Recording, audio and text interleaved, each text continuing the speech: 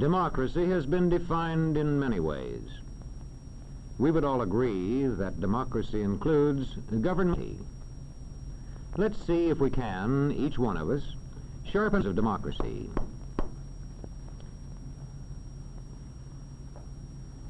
We know that democratic words and forms have been written into laws.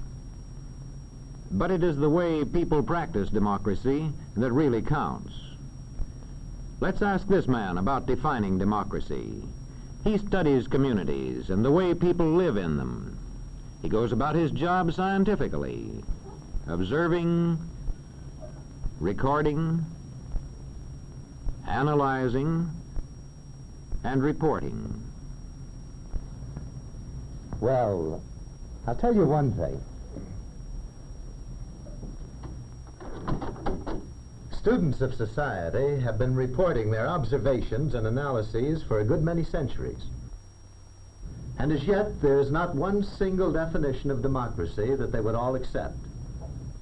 There's one point, however, they would all agree on, and this is it. In thinking seriously of democracy, one must define his words carefully and use them consistently. When you have your own definitions clear, you know exactly what to look for in a community. Many students agree that two important signs of democracy are shared respect and shared power. Let's take shared respect first. Sharing respect means that each shares the respect of all. Not because of his wealth, or his religion, or his color, but because each is a human being and makes his own contribution to the community, from healing its sick to collecting its garbage, from managing its railroads to running its trains.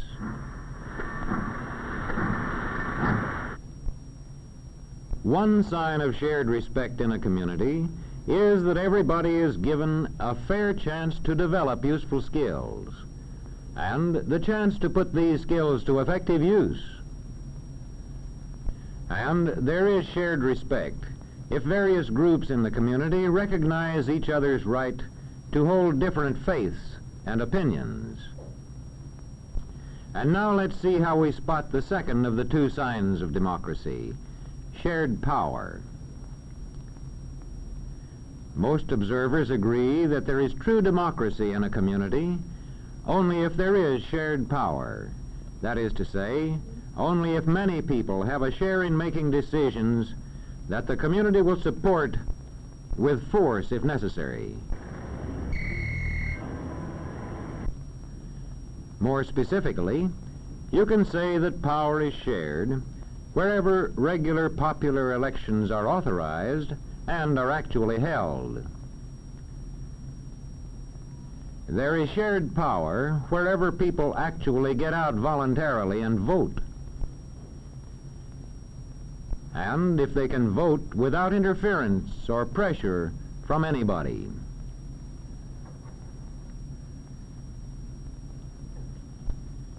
There is shared power if office holders are drawn from representative groups in society. If they include men from the farms, men from the law courts, men from the stores, men from the factories, office holders who are drawn from representative groups of the community. In a democratic legislature, shared power shows itself in a strong opposition. Listen. And that is why I'm confident the governor will have the support of the House on this bill. Mr. Speaker, as usual, the honorable gentleman is quite wrong.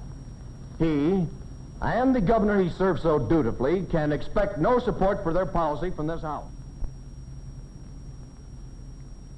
A strong opposition is made possible by an effective political party system. The two most important signs of democracy, then, are shared respect and shared power. They, in turn, depend on many conditions. Let's consider two of these conditions: economic balance and enlightenment. Economic balance means that the community contains a large middle-income group.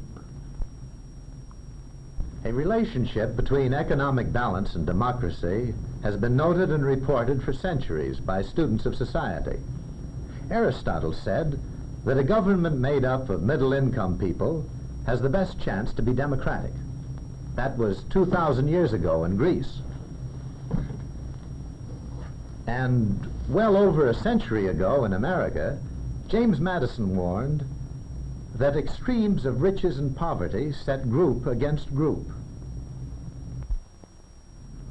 In past centuries, economic balance was improved when large feudal estates were gradually reorganized into independent farms as one part of the development of democracy.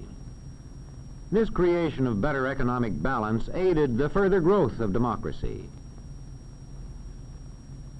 The social observers of our time have also noted that the development of democracy usually goes hand in hand with the growth of large middle-income groups. In today's world of giant technology, one of democracy's serious problems is how to maintain flourishing middle-income groups. Another important condition for democracy is enlightenment. Making information available to citizens and giving them the skill with which to judge it. As public education increases, democracy grows. In checking a community for democracy, we must find out whether it provides schools adjusted to the needs of its young people.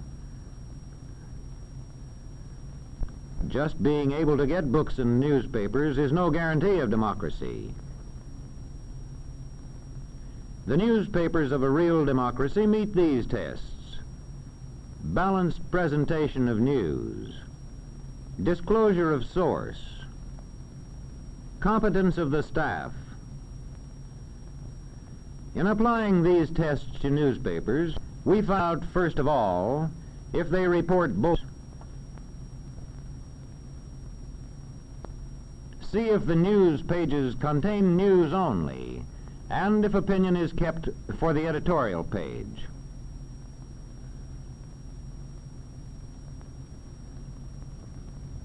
Next, we see if the paper says plainly who publishes and edits it. We know which side they're on. Newspapers in a real democracy meet a third test: competence of staff. This test requires newspapermen to value accuracy and impartiality, and to interpret the news skillfully for the public. The competence test also requires newspapermen to use the services of experts. I want 500 words on freedom of the press for our anniversary edition. How about it? But, Professor, you know more about the history of freedom of the press than probably any other man in the country. Yes, that's right. I mean the responsibility of a free press and other forms of communication like the radio and the movies to enlighten the people into democracy. When we examine any democratic community, large or small, or just average, we find that we can separate out two distinct signs of democracy: shared respect and shared power. They, in turn, depend on at least two conditions in the community: economic balance and enlightenment. There is no standing still. The more economic balance and enlightenment, the more shared respect and shared power. Democracy is something that's never finished. It wanes with neglect, and it grows with care.